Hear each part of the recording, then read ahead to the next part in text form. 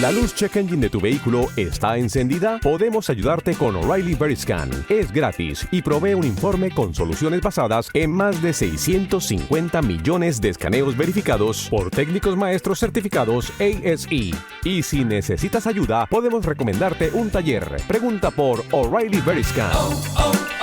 O'Reilly Auto Parts.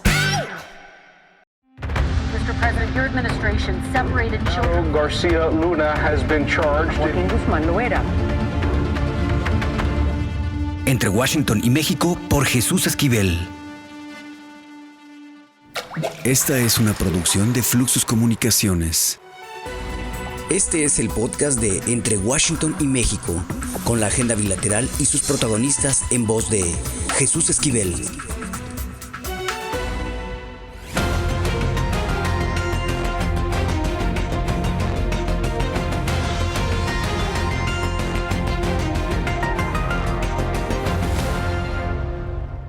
¿Qué oles? Bienvenidos a Entre Washington y México. Vivimos momentos de incertidumbre ante lo que implica para México la nueva presidencia de Donald Trump, y sobre todo en materia económica y comercial. Y justamente para hablar de estos aranceles a las exportaciones de nuestro país y a las de Canadá, a los Estados Unidos, le doy nuevamente la bienvenida a Luis de la Calle, economista. ¿Y quién mejor que él para hablar de comercio? Él fue uno de los negociadores del Tratado de Libre Comercio original, que ahora se le llama TEMEC. Se le conoce a Luis como el abecedario del Acuerdo Comercial Tripartita de América del Norte. Luis, gracias por estar con nosotros nuevamente entre Washington y México. Encantado de estar contigo otra vez, Jesús, aquí entre Washington y México, una relación ya de muchos años y pues tiempos interesantes, como bien dices. Luis, los aranceles que se estarían imponiendo a las exportaciones de nuestro país y a la de Canadá, en términos de lo que significa la relación comercial, ¿sería como el primer marrazo para destruir al TEMEC? Bueno, sí, el TEMEC tiene obviamente muchas aristas, pero la característica fundamental es la eliminación de aranceles entre los tres países, ¿no? O sea, hicimos un acuerdo hace más de 30 años para crear una zona en la que tuviéramos cero arancel entre México, Estados Unidos y Canadá para todos los bienes que se comercian entre nosotros, ¿no? Siempre y cuando cumplan con la regla de origen. Entonces, si tuviéramos una situación en la que se impusiera un arancel entre nosotros tres y ese arancel perdurara en el tiempo, pues sí, sería el primer paso para terminar con el espíritu de la integración y eventualmente con la integración misma, ¿no? Por esa misma razón, no es un arancel que sea muy creíble en el sentido que pueda perdurar, pero efectivamente sería darle en el corazón al objetivo fundamental de la negociación, que fue la eliminación de esos aranceles. Ahora, el presidente de Estados Unidos, ya sabes, con este juego de palabras que tiene siempre, sostiene que el déficit comercial que tiene su país con México y con Canadá es una especie de subsidio, que en el caso de nuestro país él habla que anualmente es de 250,000 o 300,000 millones de dólares. ¿Qué tanto esto es cierto, Luis? Bueno, obviamente no es cierto. Estados Unidos tiene un déficit con el mundo y también tiene un déficit con México y con Canadá, pero no es una cosa única con nosotros, ¿no? El volumen de comercio que tenemos entre los tres es más grande y por eso el déficit parece mayor, pero no como proporción del comercio, no como proporción de las exportaciones de Estados Unidos. Es muy interesante ver, por ejemplo, que en 2024 México terminará representando, todavía no tenemos el dato del mes de diciembre, con el 15.4% de todo lo que importa a Estados Unidos del mundo, pero el 16% de lo que Estados Unidos exporta al mundo. Entonces somos proporcionalmente más grandes como mercado para Estados Unidos que como proveedores de Estados Unidos. El problema es que Estados Unidos tiene un déficit estructural causado por otras razones con el mundo y por eso pues también tiene un déficit con México. Entonces decir que es un subsidio pues es en realidad equivocado. A Estados Unidos le conviene que México le mande productos competitivos, y a Estados Unidos le conviene que México le compre productos de alto valor agregado, porque el valor para Estados Unidos consiste en la importación de productos competitivos, y sus empresas y trabajadores se benefician de exportarnos productos con valor agregado. ¿Cómo cuáles, Luis? Bueno, no sé, bueno, comerciamos de todo. O sea, el comercio de México-Estados Unidos es un comercio muy balanceado, en el sentido de que en todos los sectores en los que México es gran exportador, también es gran importador, y en todos los sectores en los que Estados Unidos es gran exportador, México es gran importador de Estados Unidos. Entonces, es un comercio en ese sentido muy balanceado. Desde el sector autopartes, automóviles, hasta el sector electrónicos, los dispositivos médicos o agricultura. En ambos tenemos volúmenes de comercio muy importantes en ambos lados de la ecuación, de importación y de exportación. Ahora, sé que aunque es bastante complicado hablar de qué economía de las tres saldría más dañada en una guerra arancelaria, creo que tú sí nos podrías dar una idea de cuál es el impacto de este conflicto de impuestos a las exportaciones o importaciones, como quiera que se le vea. O sea, la imposición de un arancel de 25% que sea durable en el tiempo y bastante generalizado tendría un daño muy importante para las tres economías, ¿no? México antes era un error de redondeo en las cifras de cuentas nacionales de Estados Unidos, y ya no. Ahora somos su primer socio comercial y muy importante proveedor, su segundo mercado en el mundo, y Canadá el primero. Entonces, impactaría a todas. Impactaría más a México por una cosa de tamaño. O sea, México es el más pequeño y por lo tanto tenemos una mayor dependencia del mercado de Estados Unidos que el mercado de Estados Unidos de México. Pero el daño es suficientemente importante en ambos lados y no es parejo entre regiones. La región, por ejemplo, de Estados Unidos que más tendría afectación por una imposición de aranceles sería el medio oeste y Texas, Oklahoma, que es curiosamente, paradójicamente, territorio Trump. Uh-huh. En el caso mexicano, pues los más afectados serían realmente los sectores, estados que están concentrados en la actividad de exportación de Estados Unidos. Ahora, todas esas cosas que hace México, pues tienen muchos intereses allá. Tú, por ejemplo, cuando vas a un doctor en Estados Unidos, a un consultorio, o no se diga a una sala de operaciones en un hospital, pues un porcentaje importante de los insumos, de los instrumentos que utilizan los doctores, de los dispositivos médicos, son hechos en México. Entonces no es tan fácil decir, oye, voy a aumentarle a México los aranceles y no pasa nada. No, sí pasa. O sea, el paciente americano recibe de manos de un doctor de Estados Unidos, una doctora o una enfermera, esos guantes que están hechos en México, el cubrebocas también, la vestimenta también, pero también el bisturí, también el stent que le ponen en las coronarias a un paciente, pues están hechos en Ciudad Juárez y en Tijuana. Ahora, me parece muy importante realizado y tiene consecuencias reales en personas específicas y en estados y municipios específicos en México y en Estados Unidos. Ahora, Luis, me parece que justamente lo que tú estás hablando, de que tendría un impacto inflacionario en Estados Unidos, fue una de las razones por la cual el Comité de Mercado Abierto de la Reserva Federal este mes de enero decidió mantener intactas a las tasas de interés interbancarias. Pero pareciera que desde el territorio Trump en la Casa Blanca esto no se percibe así.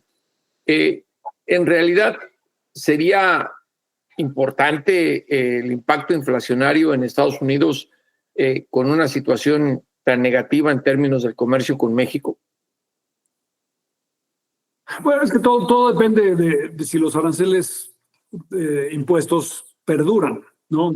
Si es solamente una cosa de unas semanas, pues no pasa mucho, pero si perduraran los aranceles en el tiempo, ellos tendría o que aceptar precios más altos o buscar proveedores alternativos. Pues en algunas cosas sí se puede hacer, ¿no? Pero en otras, por ejemplo, México tiene una participación de mercado en la cerveza en Estados Unidos más o menos del 60%.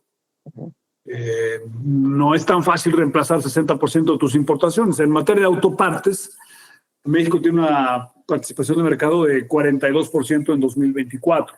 Canadá tiene una participación por arriba de 15%, lo sumas es cerca de 60%. Entonces, si tú le pones al 60% de las importaciones de autopartes para armar automóviles, 25%, haces no competitiva la producción de automóviles en Estados Unidos. Y entonces, ¿qué es lo que provocarías?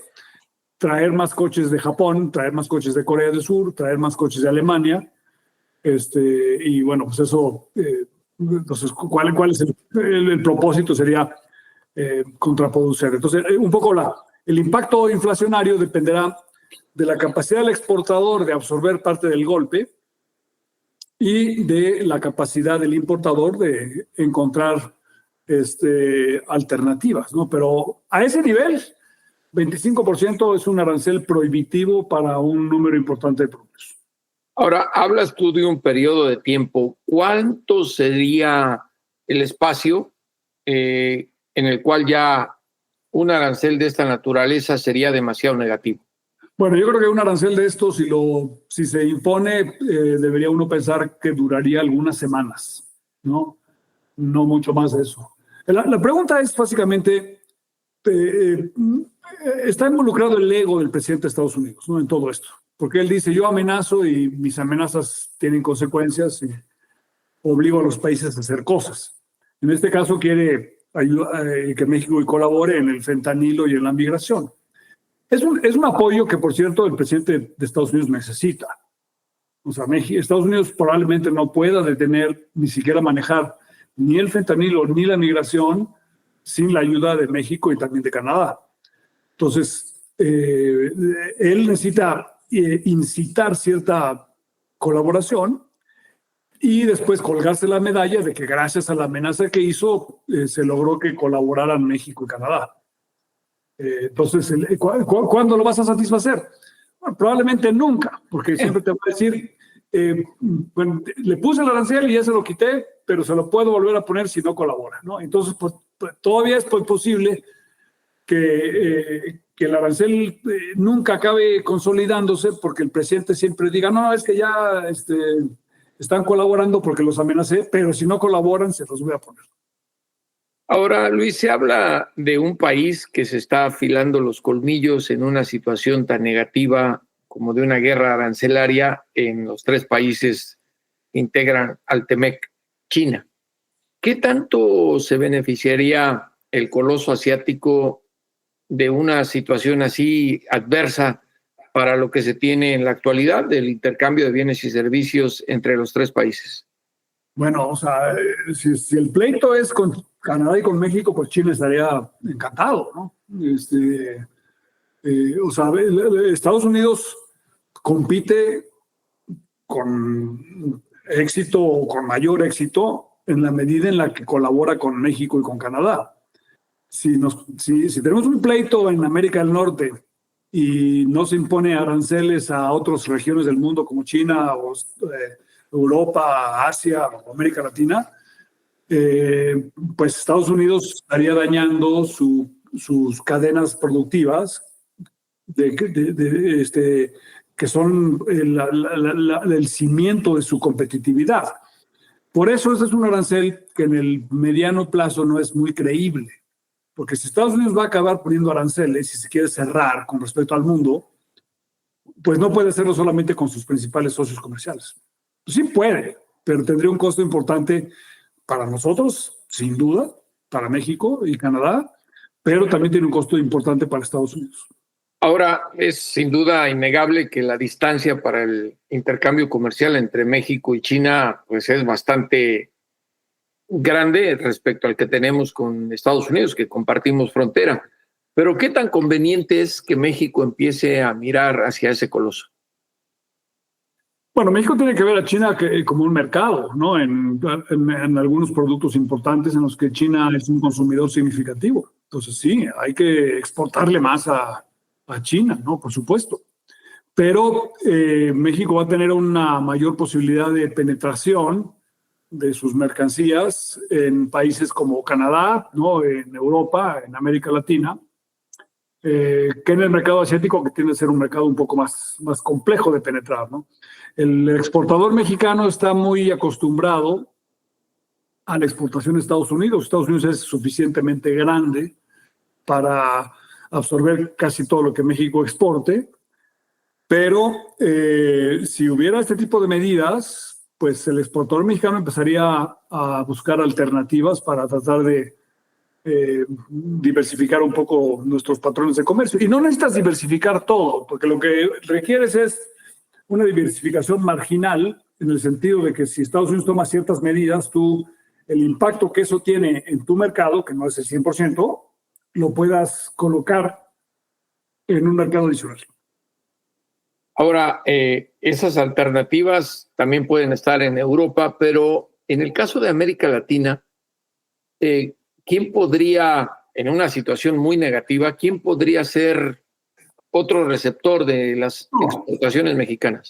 Bueno, en algunos productos quizá, pero no, América Latina no tiene el volumen necesario para absorber las exportaciones que hace México a Estados Unidos. O sea, lo que le exporta México a Estados Unidos es mayor que las importaciones de todos los países de América Latina juntas. Entonces, obviamente no podríamos, no se presta para hacer un sustituto, ¿no? Estamos acorralados. Bueno, no estamos acorralados, es resultado de la vecindad. Aquí estamos acorralados todos, ¿no? O sea, México tiene obviamente una relación muy intensa con Estados Unidos, normal. Canadá también la tiene, pero los estados del medio oeste de Estados Unidos y Texas y Oklahoma, pues para bien o para mal, sus únicos vecinos son México y Canadá. En cambio, la costa este y la costa oeste de Estados Unidos tienen un poco más alternativas porque tienen el Atlántico y tienen el Pacífico, Europa, el Reino Unido, Japón del otro lado, etcétera, ¿no?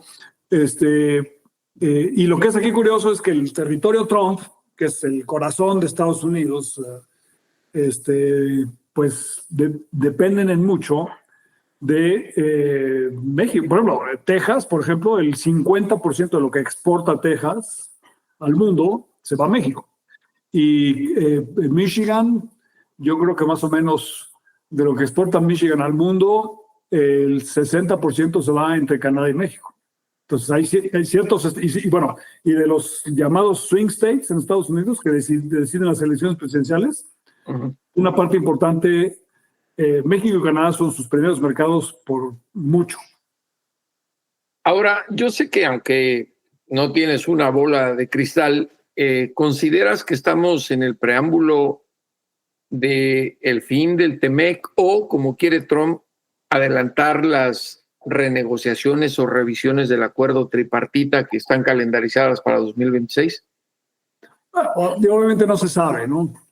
Yo, si tuviera que hacer una apuesta, yo pensaría que después de los gritos sombrerazos y una vez que se asiente todo esto en unos años, probablemente si Estados Unidos decide tener una economía un poco menos abierta con respecto al mundo, un poco más cerrada, se va a cerrar menos con Canadá y México.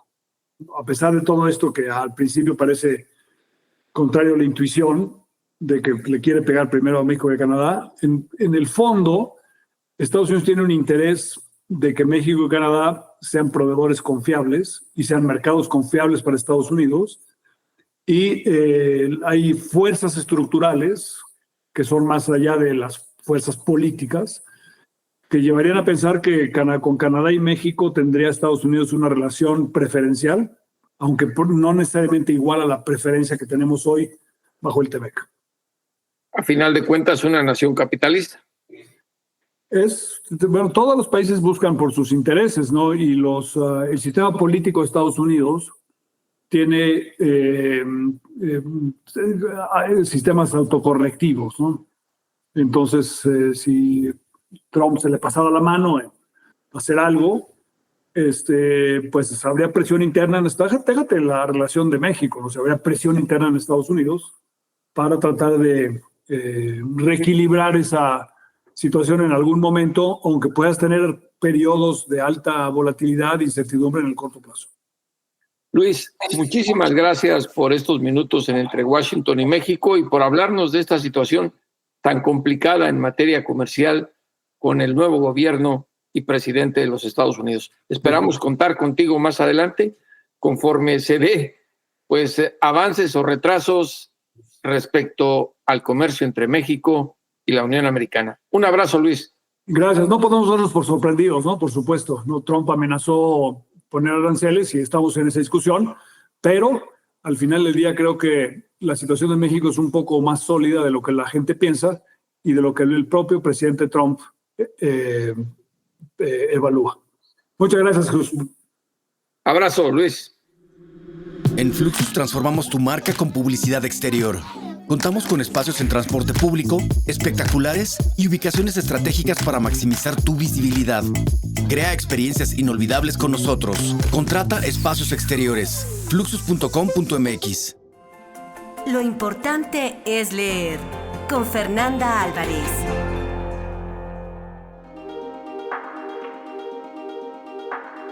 Bueno, ya está aquí siempre con los libros bajo el brazo y en el regazo.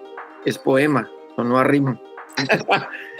Fernanda Álvarez, con lo más importante es leer, como siempre, aquí en Entre Washington y México. Fer, ¿qué nos tienes? Hola, querido Jesús. Ahora sí, sin esfuerzo, la clásica. Muy bien, estamos convirtiéndonos ya en poetas, eso me gusta. Ojalá, ese fue mi sueño infantil y nunca se cumplió. ¿Verdad? Así vamos todos de poetas frustrados en la vida. Pero bueno, pues te traigo dos novelas. Una es de Leticia Bianca. Ella es una escritora argentina, pues sí, de Buenos Aires, nació en el 85 y esta la publica ADN. Se titula Cama Adentro. La verdad que es una novela que a mí me sorprendió mucho, es muy atractiva, no la sueltas con mucha dificultad, a menos que no te quede otra opción. Y es la historia de tres personas entre violencia, engaños, abusos, y son tres partes narradas en primera persona. Estos personajes, la primera de ellas con la que abrimos el libro, es la asistenta de la casa, que nunca sabemos en realidad el nombre, que la mandan o le dicen que puede trabajar, la señora Rosario, ya saben, nunca falta una chismosa, en Buenos Aires, en un country club. Le dice, oye, ¿por qué no te vas a trabajar con los Montesino? Y ella los había visto de lejos, y digo, bueno, pues vamos a intentar. Y cuando nos empieza a hablar, sabemos que le está hablando a un otro, no sabemos muy bien desde dónde. A partir del segundo capítulo entendemos que está encerrada y nos está describiendo desde cómo era Mario Montesino, el marido, Raquel, que es la esposa y que siempre está enferma, que tiene una especie de discapacidad mental o de enfermedad mental que le impide pues estar en una cotidianidad habituada, ¿no? Como la nuestra. Netamente una señora de lavadero. Total, una señora de lavadero. Y también hace un recorrido de su vida, ¿no? De sus momentos, de su infancia, de sus amores, cómo poco a poco empieza a entrar en la familia, cómo ve cosas extrañas. Y cuando sabemos que están en la cárcel, resulta que hubo un asesinato. En todas estas tres partes, mientras habla Mario y sus whiskies, o mientras habla Raquel con otra voz un poco más difusa, no sabemos realmente ni qué pasó, ni a quién mataron, ni quién es el culpable, ¿no? Entonces es una historia muy rápida, con unas voces súper interesantes que yo creo que esta Leticia lo hace increíble, que no la puede soltar y que sí te pone también pues estos estratos sociales, ¿no? Cuando la leía pensaba un poco en la de Alia Trabuco, la de Limpia, que también es la muerte de una niña, y sí sabemos desde el principio, y quien está en la cárcel justamente es la chica que la cuidaba, ¿no? Entonces nos pone en evidencia, en este caso en Buenos Aires, en un country club, pues estas distancias, ¿no? Que hay económicas, que hay sociales, que hay de cómo te tratan, cómo te miran, quién es siempre la primera culpable o el primer culpable de acuerdo a tus circunstancias económicas, ¿no? O sociales.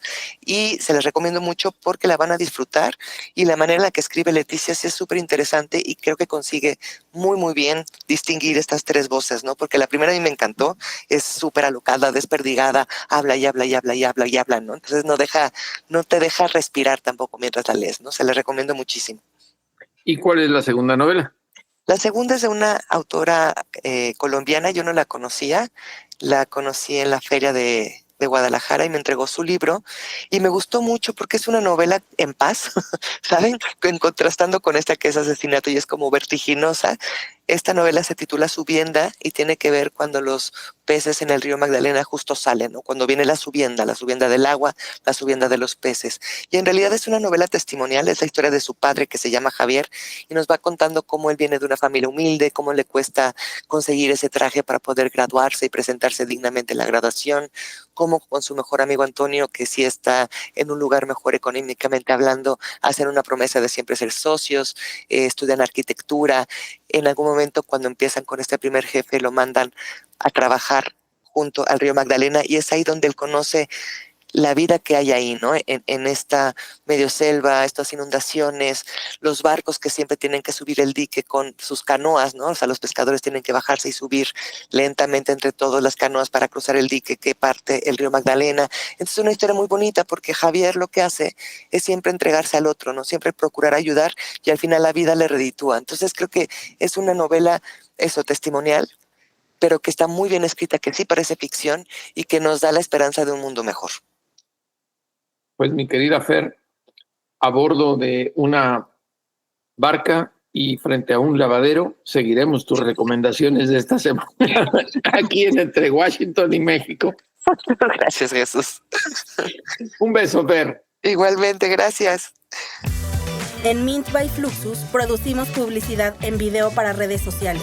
Contenido fresco, eficiente y con una alta calidad, desarrollada 100% con nativos digitales.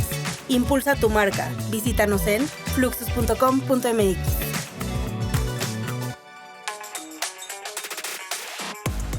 Bueno, primero que nada, un gran abrazo fraternal a nuestro compañero Jorge Sánchez, que ya está aquí deporteando con mi George. Jorge, gran abrazo de nuevo. ¿Qué nos tienes? Muchas gracias, Jesús, a toda la gente que se ha manifestado para darnos un voto de aliento en este momento complicado por la pérdida de mi mami. Gracias, muchas gracias de corazón. Y bueno, yo les quería traer el día de hoy un tema que es más en lo moral, Jesús. ¿Conoces a Efraín Juárez, futbolista mexicano, hecho en CU, de la cantera de los Pumas, seleccionado nacional, jugó en el Celtic, y hay una indisciplina con selección nacional, me parece que lo margina de que termine de buena forma su carrera en el fútbol de Europa. Sin embargo, el muchacho se prepara, se convierte en director técnico, es asistente en varios equipos, y de repente, de la nada, aparece el Atlético Nacional de Colombia y gana Copa y gana Liga, llegando él en la jornada 7 con un equipo ya armado. Sin embargo, sus festejos causan polémica, se lo llevan preso en algún momento porque dicen que es excesivo y causó violencia contra el otro equipo, y después, pues bueno, no se arregla porque le quisieron llevar jugadores, no le preguntaron, él se enojó, renunció y se va al Atlético Nacional. Y ya tras su salida, otro director técnico muy experimentado como Jorge Luis Pinto, de 72 años, quien ustedes lo recuerdan dirigiendo a Costa Rica en la Copa del Mundo de Brasil 2014, con muy buen trabajo, por cierto, aunque el destino lo tenía destrozado, pues ha criticado a Efraín porque uno de los festejos del título lo sorprendieron ya pasado de copas. Y cuando le preguntaron a Efraín, él dice pues que no se arrepentía porque pues es parte de hacer grupo con sus muchachos. Y yo les quiero preguntar el día de hoy a toda la gente que nos sintoniza entre Washington y México, ¿ustedes creen que esté bien que un técnico, en el afán de hacer grupo con su vestidor, pueda ponerse más que contento en un festejo? ¿Estuvo bien o estuvo mal? ¿O tú qué harías, Jesús?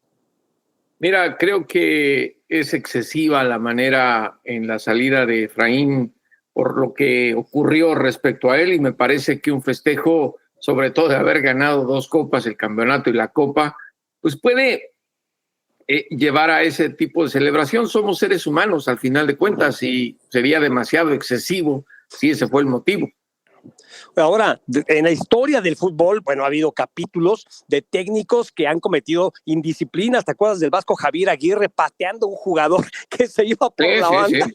¿No? Y bueno, recientemente en un juego de la Liga MX entre León y las Chivas Rayadas de Guadalajara, Óscar García, técnico español del Rebaño, bueno, pues por ahí deja pasar una pelota, el jugador del conjunto de León quería sacar rápido, se enoja, lo empuja, lo tira, se arma la melee frente a las bancas y alcanza a ver el árbitro como Oscar García tira una patada a James Rodríguez, que va llegando a la Liga MX. No me toquen a mi James, que costó muy caro. Bueno, el árbitro se percata y expulsa al técnico. Y hasta que no vemos 20 repeticiones nos damos cuenta por qué lo expulsó. Y yo te pregunto, ¿qué haces como directiva de las Chivas? Otro asunto moral, ¿eh? Porque la federación lo va a castigar. Pero la directiva de Chivas, ¿qué tendría que hacer con su entrenador que comete ese agravio? Pues mira, creo que a veces son muy exagerados los castigos. Déjame, regresando al tema moral. Hace algunos años, alguien muy cercano al ex técnico ya fallecido, Nacho Treyes, me contó una anécdota que a mí me llamaba la atención y en ese momento no me alarmó y no me alarma. ¿Te acuerdas del Huesos Montoya? Claro. Bueno, pues Rodolfo Montoya. Sí, la persona muy cercana a Treyes, cuando era técnico del Cruz Azul, me contó que al Huesos Montoya incluso lo metían ya con unos alcoholitos encima porque era tan bueno que no importaba. Y en ese tiempo no había tantas reglas como ahora. Mira, te tengo que confesar que ese equipo Cruz Azul bicampeón me tocó de niño y entrenaban muy cerca de la casa de mi mamá. Y yo entraba a ese vestidor a ayudarle al utilero, el Potro Gutiérrez. Y a mí me tocaba ayudarle a hacerle los sueritos, tanto a Rodolfo Montoya como a José Luis el Chaplin Ceballos, otro extremo volador de aquel equipo bicampeón de Cruz Azul. Tiene razón. Y ya por último, nada más, bueno, pues don Vicente del Bosque vino alguna vez a Pachuca a un evento de fútbol. En ese momento le había dirigido a los Galácticos del Real Madrid y nos dijo, a ver, señores, ¿qué quieren que haga yo dirigiendo a puro multimillonario? Imagínense, ¿a quién va a preferir correr el equipo? ¿A mí o a uno de los Galácticos?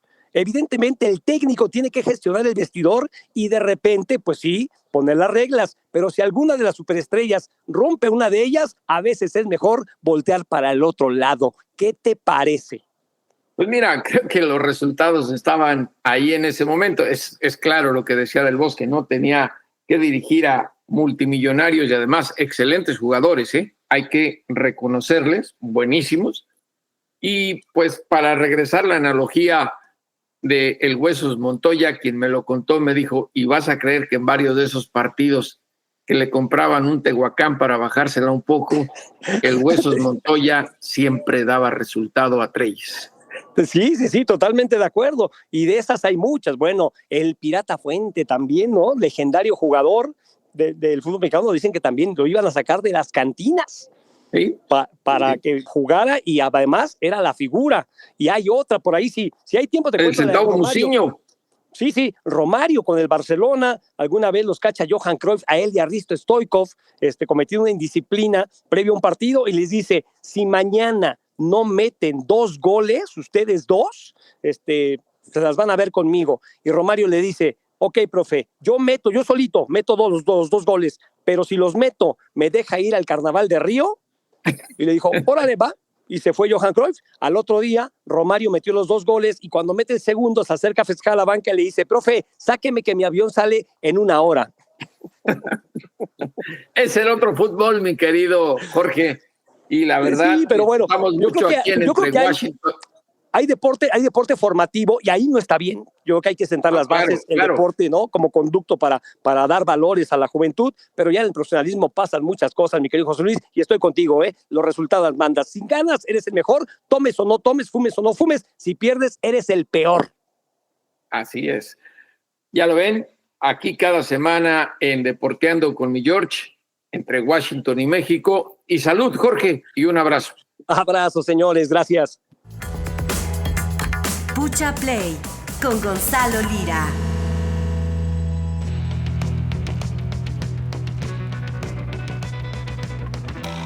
Y ya llegó, ya está aquí Gonzalo Lira Galván y Pucha Play. Nos tiene algo que nos prometió. Gonzalo, ¿hablamos de eso? Hablemos de eso, porque además, vaya que esto ha ido increciendo, como dicen, vaya que esta hoguera no ha hecho más que arder más, y estamos retomando el tema de Emilia Pérez, que yo creo que ya se va a convertir en un referente, quizá negativo, de muchas cosas, de cómo no hacer una campaña rumbo al Oscar, de cómo mejor muchas veces es guardar silencio, de cómo no hacer musicales, de cómo no contar historias de culturas a las que no perteneces, y no porque no se valga, Jesús, pero creo que el gran problema de toda esta situación en torno a Emilia Pérez se resume en dos palabras: arrogancia e ignorancia. Creo que son, perdón que te interrumpa. ¿Sí? Escuché, vi Saturday Night Live, y una de las cosas de las cuales estaban burlando, no hablando del contenido de la película, simplemente dijeron, está nominada a 13 Óscares, pero porque la vieron 13 personas. Sí, bueno, es un fenómeno curioso, y ahí quizá puedo hasta defender a Emilia Pérez, porque siempre existe este estigma sobre las películas de festival, sobre las películas de Oscar, y no son normalmente películas que pues hagan que o llamen mucho la atención del gran público.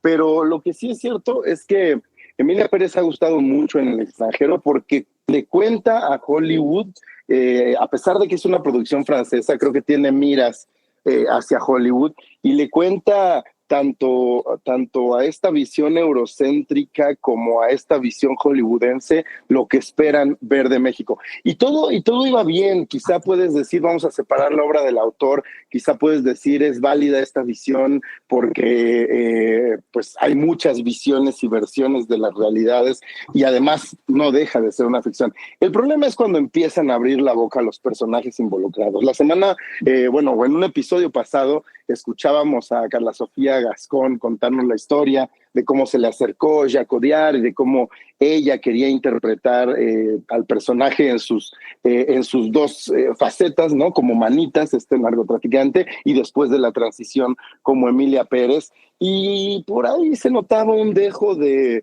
soberbia, como ella decía, este personaje que solo yo entiendo. Hasta ahí todo bien, pero después empezamos a leer sus rants, como dicen en inglés, ¿no? Cómo despotricaba en contra de todo aquel o toda aquella que fuera crítico o crítica de la película, separando incluso a las audiencias como los mexicanos de bien, que son a los que sí les gusta mi película, y los que no son de bien, ¿no? Que son aquellos que están montando una campaña en su contra. Y eso fue creciendo al grado de que esta semana que estamos grabando este episodio, la Academia de Artes y Ciencias Cinematográficas podría estar tomando una postura importante, ya que Carla Sofía Gascón en una entrevista habló mal de una de sus contrincantes rumbo a la carrera del Oscar, rumbo al Oscar, de Fernanda Torres, esta actriz brasileña, que además también tiene está viviendo un momento histórico. Antes de Fernanda Torres, la única actriz brasileña nominada al Oscar había sido Fernanda Montenegro, su madre. Ella había sido nominada hace 26 años por una película que se llamaba Estación Central, curiosamente dirigida por Walter Salles, que es el mismo director de la película por la que está ahora nominada su hija.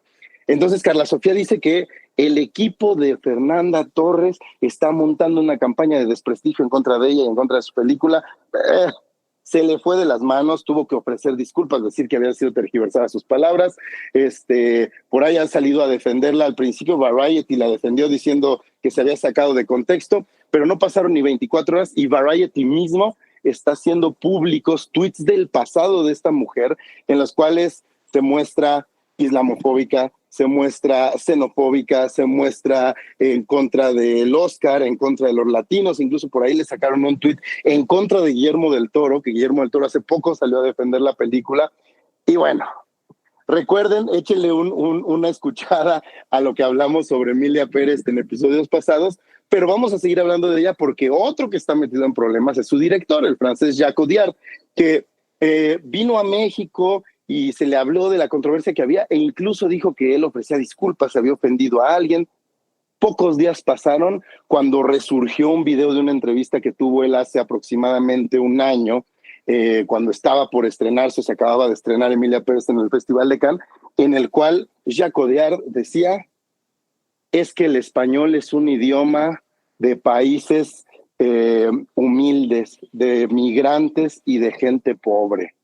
Así se refería a nuestro idioma. Miguel de Cervantes Saavedra debe estar retorciéndose en su tumba, Jesús.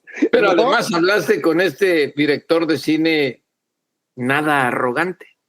Nada arrogante. Y vamos a escuchar, porque cuando tuve la oportunidad de sentarme frente a él después de ver Emilia Pérez, que ya lo he dicho varias veces, no me gustó y se lo dije de frente, también le pregunté, pues, ¿en qué cabeza cabe hacer un musical, que es un género festivo, sobre una situación que ha cobrado tantas vidas y que ha afectado a tantas personas en el país en el que estaba de visita? Y esto fue lo que me respondió. ¿Cómo ça m'est venu vraiment? ¿Cómo me vino realmente a la mente? Je peux pas te dire. No te puedo decir, no te lo puedo decir. Honestamente, no me acuerdo, porque es algo que hice hace como 4 años, 4 o 5 años. Pero lo que sí es cierto es que las películas musicales, las comedias musicales era algo que yo tenía como un pendiente desde hace mucho tiempo. C'est justement, oui, normalement c'est réservé pour des choses heureuses, des trucs comme ça. Tú dices que normalmente es para algo alegre, etcétera. Pues te voy a decir que a mí las comedias donc à partir du moment où je l'aime pas, je suis obligé de faire une contre-proposition. Donc Emilia Pérez c'est la contre-proposition pour moi. C'est un peu prétentieux ce que je dis, mais Emilia Pérez es una contrapropuesta. Es un poco pretencioso decir eso, pero et si pourquoi si tout à coup la comédie musicale au lieu d'être futile rentrait dans ¿qué pasaría si de pronto la comedia musical, en vez de hablar de cosas sutiles, hablara de grandes cuestiones, de grandes problemas? Pues ahí está, la justificación me parece que es la salida fácil, el decir esto es ficción, esto es una ópera, la ópera es exagerada, cálmense mexicanos, no se lo tomen tan a pecho, básicamente, los exagerados son ustedes y pues criados por telenovelas más, pero lo que él nos esperaba es que genuinamente la gente en México está ofendida y ya está respuesta. Yo invito a la gente a que se metan a YouTube y busquen Joan Sacrebleu. Joan Sacrebleu es un video de 28 minutos realizado por una mujer trans mexicana que juntó fondos a través de una campaña de GoFundMe y en una semana juntó 30 y tantos mil pesos con los cuales hizo una parodia de Emilia Pérez, poquito manchada, poquito excedida, creo yo, porque se burla de los... Se justifica. Pero creo que está al nivel, digamos que a toda acción hay una reacción, y aquí se va contra todo, contra los franceses, contra el director, haciendo mofa de todos los clichés y todos los estereotipos que existen sobre la gente francesa, tomando en cuenta que Emilia Pérez es una estereotipación de los mexicanos. Otra guerra de los pasteles, mi querido Gonzalo. Otra guerra de los pasteles. Y falta, al día que estamos grabando esto, más de un mes para la entrega del Oscar. Todavía puede empeorar. Pues ya lo saben. Por eso aquí es indispensable Gonzalo Lira Galván con su Pucha Play cada semana en Entre Washington y México. Un abrazo, Gonzalo. Otro para ti, Jesús. Y ahora sí, como siempre, a los criminales y a los políticos, por favor, devuélvanos a ese México que nos arrebataron. Hasta la próxima, aquí en Entre Washington y México, el podcast. Esto fue Entre Washington y México, una revisión semanal por la agenda bilateral y sus protagonistas.